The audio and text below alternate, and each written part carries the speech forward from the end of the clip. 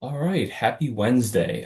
Sorry this is a little late. The whole AWS thing going down over Monday and just locking everyone out of eCampus has kind of set myself back, I think set all of us back. But I went through, by the time this video is posted, I've gone through almost all of the questions. There's still a couple more I have to get to that were a little more involved. But I really just want to focus on two main questions or two kind of overarching questions that I got this week in several different forms. The first is kind of just like a general, why do I include the readings from Hayek? What is really the point of this when we're doing a standard labor economics course? Now, the reason I include these readings from Hayek, despite them being difficult to parse at times and certainly different from the rest of the course, is I wanted to stress a few things and keep a few concepts in the back of your mind for later. Um, this was written in German originally, and when you translate writing from German, it can be really, really difficult to read. I've had to read, unfortunately, a lot of German translations from Austrian economists. But I thought it was important to include this because I want to stress the dynamic nature of markets. When we learn the models of supply and demand and we go through them, we tend to focus on static equilibrium and forget about how markets are continually moving. Once we put together supply, demand, and equilibrium, and we kind of work through that model, get that basic understanding. It's really easy to look at a labor market that you know and see all the ways that the model fall short. You look at reality and it just doesn't match this model. Very easy to say, okay, well, then clearly economics, the models of supply and demand for labor market does not work, that it really falls short. When I was an undergrad, I really struggled with the application of supply and demand to what I saw going on in the real world. One of my classmates told me about the first time he saw a supply and demand graph drawn on the chalkboard. I promise I'm not a boomer. We had chalkboards in my undergrad. He said his eyes were just opened, that suddenly it was as if everything clicked and made sense. My eyes were not suddenly open. I liked it. I could apply the idea, but it didn't give me insight into the world that I had previously lacked, like it did for Tim. It wasn't until I went to George Mason for an event for the 40th anniversary of Hayek's Nobel Prize that I heard Israel Kirzner give a lecture on dynamic markets, adjusting towards, but not always reaching and staying in equilibrium, that I finally got it, that I could piece together what I saw in the real world and see how the models like describe that. That was the day it all clicked for me. So I'm going to add a lecture video to Module 4 about this, but when we get to Module 4 and we walk through how shifts in supply and demand curves impact the market, this is going to be really important. And I figured in the introduction, this would be a good part of the course to get this information in the back of your mind so that you could help, it could help you understand and make this idea apply to the real world. Now, the second question I wanted to focus on is the assumption of rationality. Your textbook brings that up. I don't even know if I mentioned it in the video. I might just gloss over it. But this is something that's central to economic analysis, is the assumption that all actors in the economy are what we call rational. Um, Now, this may strike you as odd or extremely unrealistic if you've looked at the world around you and talked to other people. We see people do irrational things all the time. Plus, people constantly make mistakes. Well, economists use rationality to mean something a little bit different from the commonly used definition. And in our defense, we started using the concept of rationality in the late 1800s, and words meanings can, shift over time. So we have a little bit of slack. But I want you to take a moment and just think, when someone says rationality, what do you think that means? What do you mean when you say someone is acting rational or irrational? All right, odds are you thought of something to the effect of one of the following, like making logical decisions is rational, acting calmly, not emotionally is rational. Rational is doing what makes sense or doing what is correct or will lead to the best long-term outcome. That most of the common definitions of rationality fall somewhere within those like four or five things.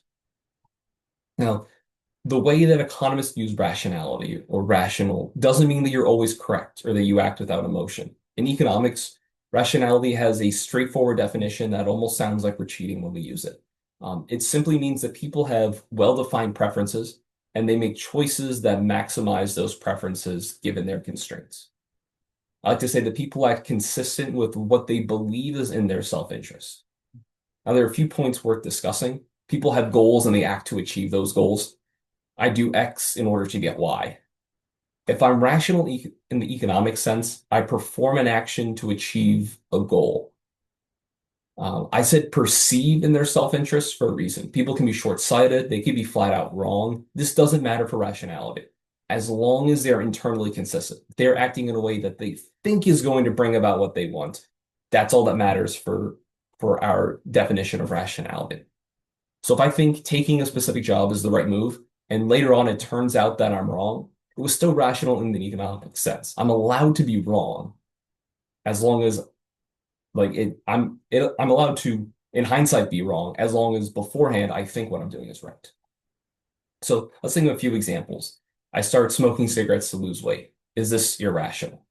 An economist would say no, it's not irrational. Smoking does reduce appetite, so the action leads to the desired results. But isn't it crazy that the person in this example is risking lung cancer and all those other bad things I learned about in DARE class that are associated with smoking cigarettes? Yes, this is crazy, but it's not irrational. These costs may not be a concern because they come much later and they're not guaranteed. People may think, I'm built differently. The odds of it affecting me are much lower. Um, they may think that that weighing less now is much more important than those bad things coming later. All that matters is that they're acting in a way that they perceive reaches their goals. Another example, my dad loves Little Caesars pizza. It's cheap. When I started using this example a few years ago, it was $5, not $5 anymore, but it's hot and ready. He actually prefers it to other pizzas, and if given a choice, he will opt for Little Caesars pizza over really good local places that make much better pizza. Again, this is crazy, but it's not irrational in an economic sense. He just has different preferences than me and 99% of other people. But making the choice to get that garbage pizza is rational for him in an economic sense and meets his needs.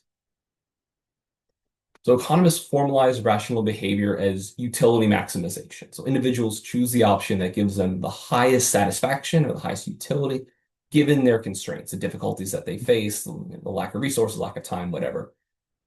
Those constraints could be things like a budget, could be time, laws, it could even be social norms. It's a wide-ranging things we consider constraints that limit your choices or what you're able to do. So if you buy an expensive coffee instead of saving the money, people might say you're not acting rationally. There might be an article in the Wall Street Journal about how you can't afford a house because you like to buy that coffee. But you are acting rationally if that coffee brings you more satisfaction than other uses of that money.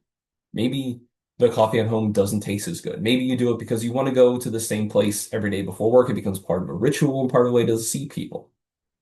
Even if other people think it's a bad financial decisions, it can still be economically rational for you.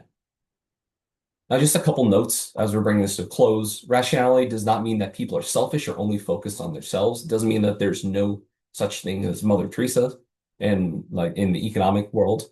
You can maximize utility from helping others, from volunteering, from giving to charity. All these things, Ayn Rand would go way too crazy in saying this, but it gives you good feelings. If you're religious, it might help you like get to heaven. Like there are good things that result for you from doing charitable things or for helping other people. So it doesn't mean you're acting irrationally if you help other people. Doesn't mean that you have to be a Scrooge McDuck hoarding all the gold coins you can so you can swim in them in your pool. Additionally, emotions can enter preferences. If someone values excitement, if they value affection, things like that, that can be part of what they're trying to maximize. It doesn't mean that we're automatons, that we're robots, just weighing costs and benefits, putting together a little like accounting thing in Excel, seeing what options make you the happiest with the least amount of pain. So why do economists use the assumption of rationality? Basically, it allows economists to model behavior predictably. We can make sense of choices by assuming that people respond to incentives in consistent ways, acting in their own self-interest or as they perceive it at the very least. It's not meant to describe every psychological detail, but overall it does a good job of explaining how people act. And it does, when you define rationality like an economist and not the broad conception of the word, it does a good job of explaining how people act. If you don't like the word rationality, you can say like economic rationality or rational economically. It's not like a big part of this class, but we use it slightly differently, and that's where a lot of the struggles for these where the understanding this concept comes from, because it's not how you use it in everyday life.